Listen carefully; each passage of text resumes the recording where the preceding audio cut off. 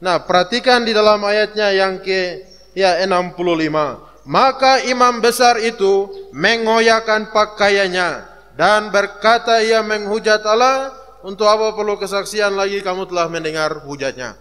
Nah, Bapak Ibu Saudara, ini rupanya mereka berjuang keras mencari kesalahan Yesus.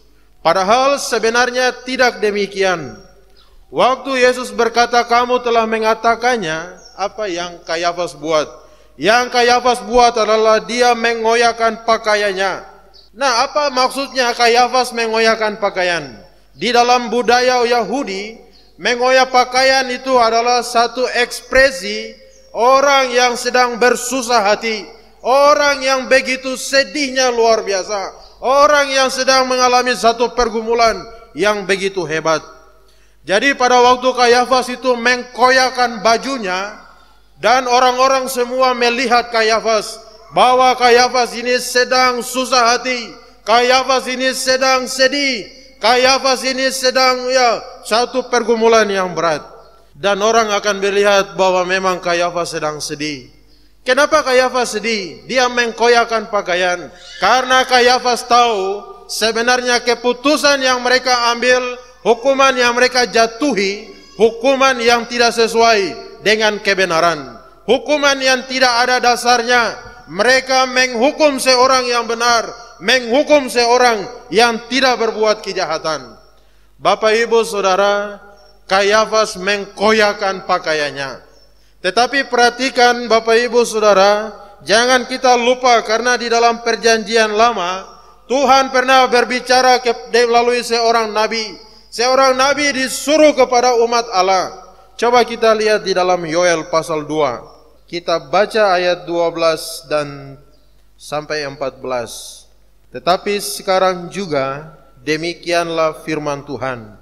Berbaliklah kepadaku dengan segenap hatimu, dengan berpuasa, dengan menangis, dan dengan mengadu.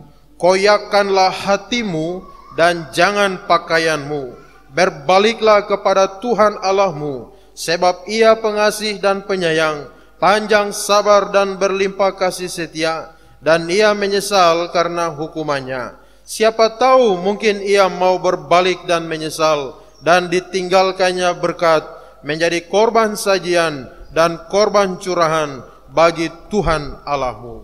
Nah, di sini Yoel berkata bahwa koyakkanlah hatimu, jangan pakaianmu, jangan hanya bajumu. Bapak Ibu Saudara, ini kita lihat bahwa di perjanjian lama seorang nabi pernah diutus menegur umat Tuhan yang berpura-pura untuk bertobat, pura-pura untuk menyesali kejahatannya, menyesali akan perbuatannya, menyesali akan dirinya. Jadi sebenarnya nabi itu mau katakan bahwa percuma upacara mengkoyakkan pakaian kalau hati itu tidak bertobat. Percuma keluarkan air mata tetapi kita tidak meninggalkan dosa. Percuma kalau bibir mulut kita ini sepertinya dekat dengan Tuhan, padahal hati ini jauh sekali daripada Tuhan. Nah, Yesaya pun tegur dan pergi memberitakan satu teguran kepada umat Allah yang mengadakan hari-hari besar, hari-hari perayaan itu. Nah, Yesaya bilang begini, kamu umatku, anak-anakku, bangsaku, mereka berdekat kepada aku dengan bibir mulutnya, tapi hatinya itu jauh daripada aku. Oh Bapak Ibu Saudara, ini satu teguran yang begitu keras sekali. Kita bayangkan waktu kita datang kepada Tuhan, kita datang beribadah, kita datang bersekutu, mencari, menyembah Tuhan. Tiap minggu kita beribadah, kita pakai pakaian yang bagus, kita memanggil nama Tuhan, kita berbakti, menyanyi, kita memuji-muji Tuhan, kita duduk tenang berdoa, kita duduk tenang mendengarkan firman Tuhan. Nah, mungkin orang melihat kita sedang beribadah, mungkin orang melihat kita ini seperti dekat dengan Tuhan. Tetapi apakah benar demikian? Hanya hati kita yang tahu, hanya Tuhan yang melihat kesungguhan kita. Seharusnya Bapak Ibu Saudara, kita datang kepada Tuhan itu seperti apa. Seharusnya kita datang kepada Tuhan dengan satu kesadaran bahwa saya perlu Tuhan. Saya harus mencari Tuhan. Saya harus berpegang kepadanya. Dengan kesadaran, dengan kerendahan, dengan keperluan yang besar. Itu sebabnya NKI berapa itu? Datang dengan kerendahan, keperluan yang besar, tunggu di hadiratnya. Nah, ini sikap bagaimana kita datang kepada Tuhan. Apakah kita datang dengan kerendahan? Kita datang dengan kesadaran. Kita datang untuk menanti-nantikan Tuhan. Perhatikan, ada seorang yang bernama Bartimeus, seorang yang buta itu. Waktu Yesus lewat, dia hanya duduk di kain lapik itu dengan mata yang buta. Yesus anak Daud, kasihanilah aku. Rombongan sudah lewat ke sana, tapi telinga Yesus ini dengar kepada teriakan Bartimeus. Yesus berbalik. Orang bilang sudah, yang lain bilang kok diam, jangan bikin ribut, jangan halangi perjalanan. Tapi Yesus kembali, Yesus tanya, apa yang engkau kehendaki aku perbuat? Dia bilang, rabunilah supaya aku dapat melihat. Yesus bilang, jadilah seperti imanmu. Nah, Bartimeus dia datang kepada Tuhan, dia panggil nama Tuhan, karena memang ada satu pergumulan, satu beban yang sungguh dia mau, dia minta, dan dia percaya hanya Tuhan yang bisa selesaikan itu. Dan tepat pada waktunya kita lihat Bartimeus mengalami anugerah Tuhan itu. Lalu kita lihat tidak hanya Bartimeus, bagaimana Sakeus, seorang pegawai pajak Romawi itu yang begitu dibenci oleh orang Yahudi. Waktu dia dengar Yesus mau lewat, apa yang dia buat? Walaupun tubuh pendek, dia panjat pohon ara hanya untuk melihat Yesus. Perhatikan Bapak Ibu Saudara, di tengah kerumunan yang banyak, tapi Yesus tidak peduli dengan orang yang banyak itu. Yesus bilang kepada dia di atas pohon, hei Sakeus, turun, aku mau menumpang di rumahmu. Wih, luar biasa. Saya pikir apa yang menarik membuat mata Yesus tertuju kepada Sakeus.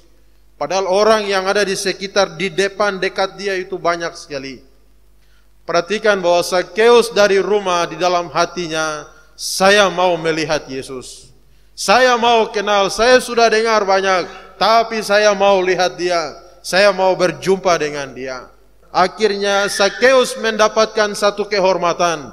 Anak Allah Yesus itu datang ke dalam rumahnya.